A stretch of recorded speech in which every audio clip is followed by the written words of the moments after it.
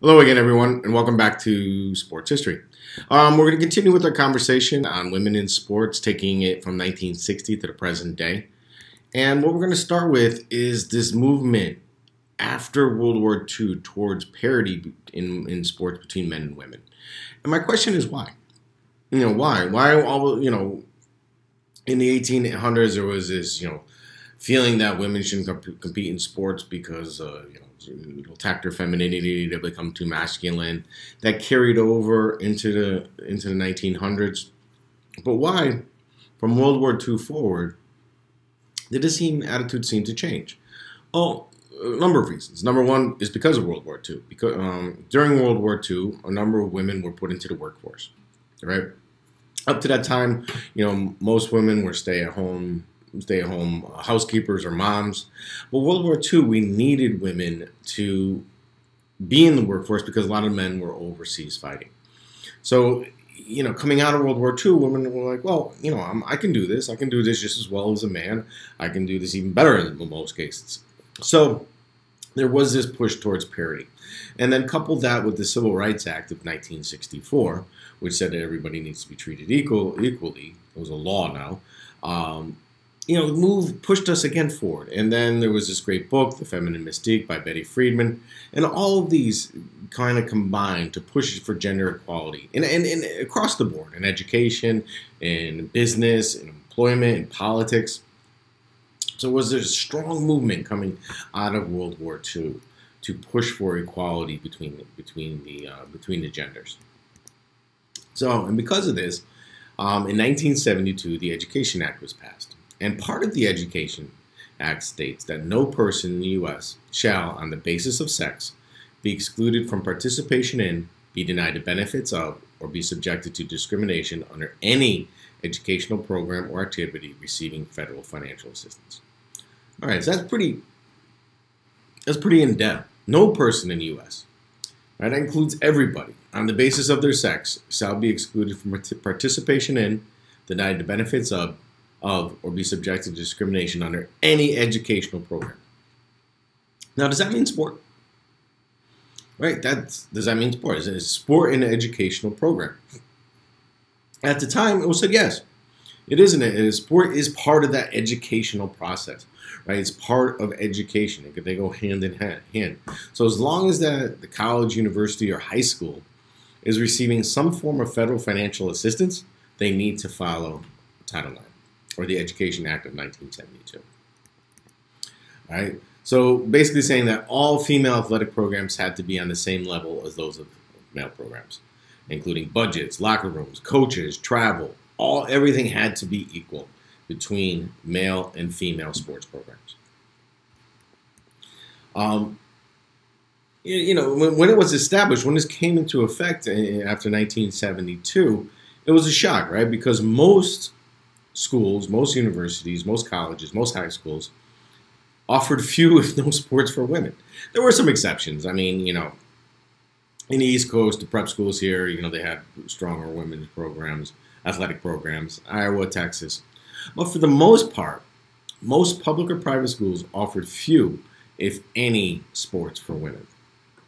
So now this law comes into effect, and it's like, well, you have none. Now you need to be on par with men. Wow, that's a big shift. And so, of course, there was pushback.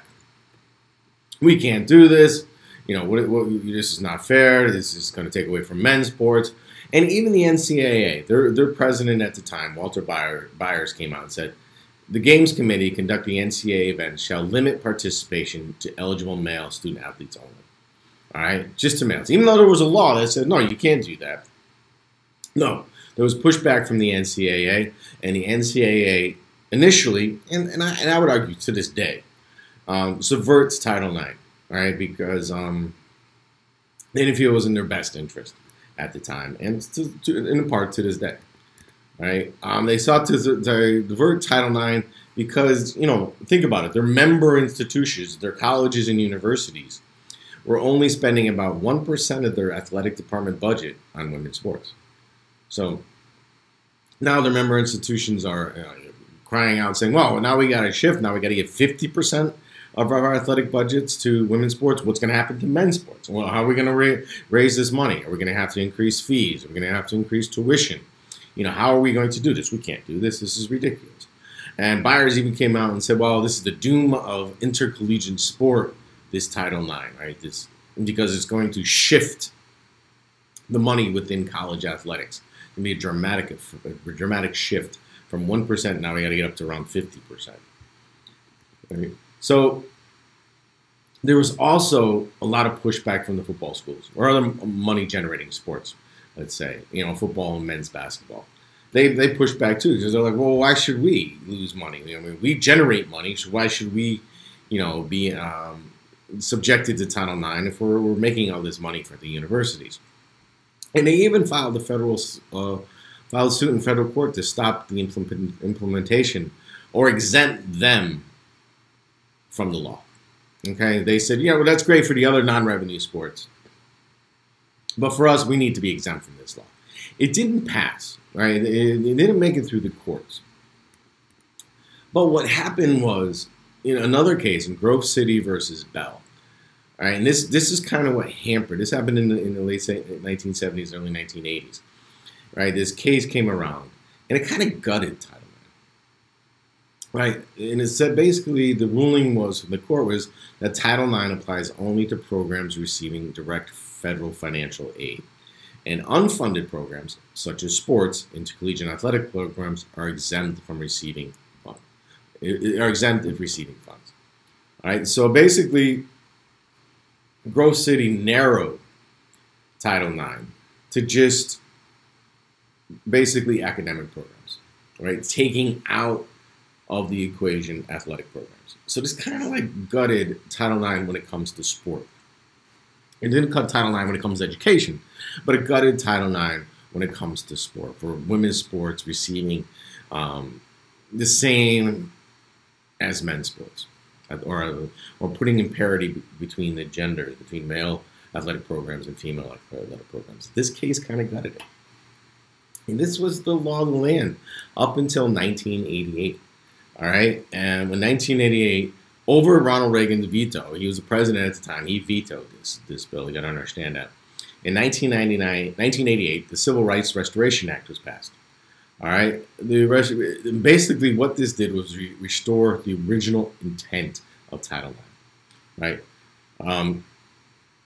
And all gender discrimination, and what this Restoration Act did was to find out all gender discrimination was a violation of federal law.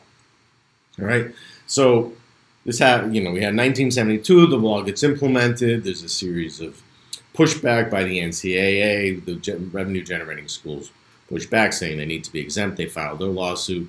Grove City says, well, yeah, reading the literal interpretation of Title IX, it really only means academic programs. It really doesn't mean sports programs or athletic programs. Kind of guts Title IX in the area of sport for a number of years, and then in 1988, the Civil Rights Restoration Act is passed, again, over Reagan's veto, to restore the original intent of Title IX. And include athletic programs under this law. All right. So, just a side note real quick, back in the 1970s, 1972, because of the pushback of the NCAA, another athletic association appeared, the AIAW, the Association for the Intercollegiate Athletics for Women. It was short-lived, maybe it lasted for about 10 years because it really didn't push the agenda far enough, right? Prohibited student-athlete scholarships for women, and limited recruiting. They didn't feel that women's sports needed a recruiting budget. So the AIAW popped up for a number of years, but kind of died out, and then sports went back under the guide of the NCAA. All right, so I wanted to mention it. It's important for us as sports historians to think about it and understand that there was the AIAW out there, and they actually held the first first women's basketball tournament, right? The AIAW back in 1972. All right, so interesting time. The Association for Intercollegiate Athletics for Women, but even though some of the women advocates out there, women rights advocates out there, didn't think that the AIAW was doing enough. All right, because now think of it. The Civil Rights Act was passed in 1964.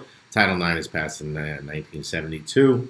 Um, you know, why was there such pushback against equality for women in sport? And I always make this argument.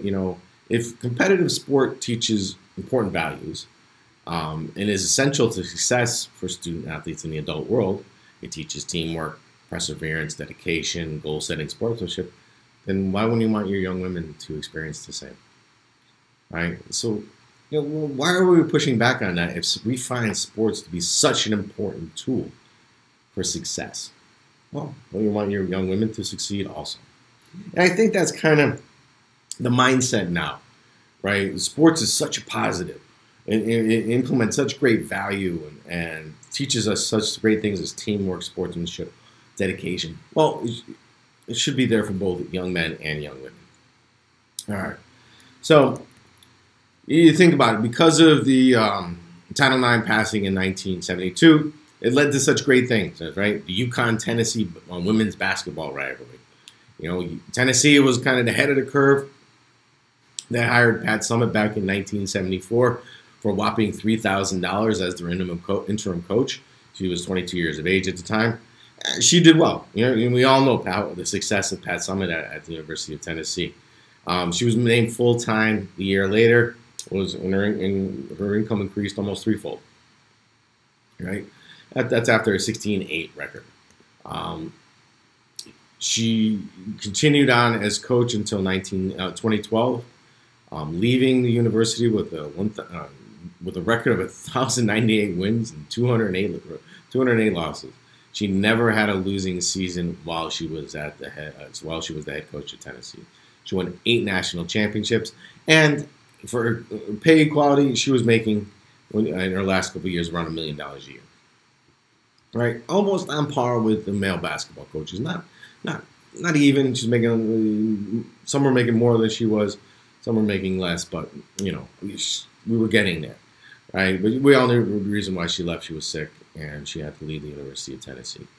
Almost 1,100 wins against 208 losses, no losing seasons, 8 national championships, right? And then we all know the story of UConn, right? Gino Auriemma, hired as a coach, sets up this UConn dynasty, right? He himself has almost 1,100 wins against 142 losses, 11 national championships, and 20 Final Four appearances.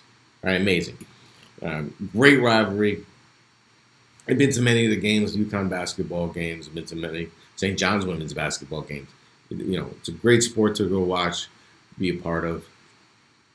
These games are great. I mean, this rivalry was still going on now. I mean, other women's universities, athletic departments are pushing basketball, so the competition is more fierce. So that, but these two schools kind of led the way, right? The rivalry set the stage for how strong the women's NCAA basketball tournament is now, right? Because these two programs kind of led the charge on. Another thing the Title IX did, it led to the success of women's soccer, right? You think about it, U.S. women's soccer is very successful, just in their own, but as opposed to the men's U.S. soccer. All right, they've won World Cups in 1991, 99, 2015, 2019, gold medals. They didn't win this year, but they won gold medals in 96, 04, 08, and 2012. There's some amazing women athletes out there, Mia Hamm, Megan, I'm never going to pronounce her name, Rapinoe. And think about it. I mean, nowadays they have major corporate sponsors. They have major TV broadcasting right deals. 79,000 people come out to a game. And this is all attributable to the Education Act of 1972. Both the success of women's basketball, which I argue is now another revenue-generating sport for colleges, and the success of U.S. women's soccer. And this all goes back to 1972 because this act was passed. Imagine if it wasn't gutted for a period of years. But we're moving forward. Another generation will happen, and there'll be more and more success in women's sports. All right. Any questions, comments, or criticisms, please reach out. But I thank you for today. Take care.